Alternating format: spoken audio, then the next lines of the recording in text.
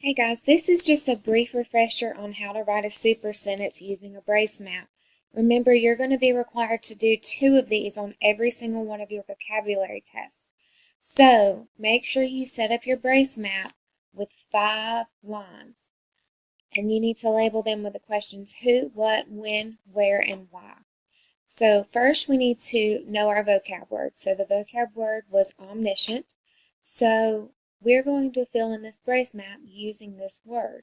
So who is omniscient? Many parents. Many parents what?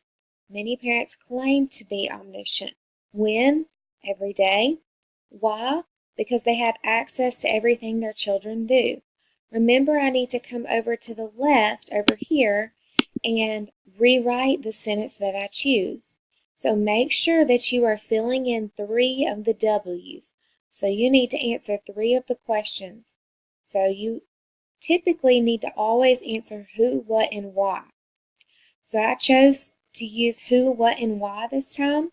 Many parents claim to be omniscient because they have access to everything their children do.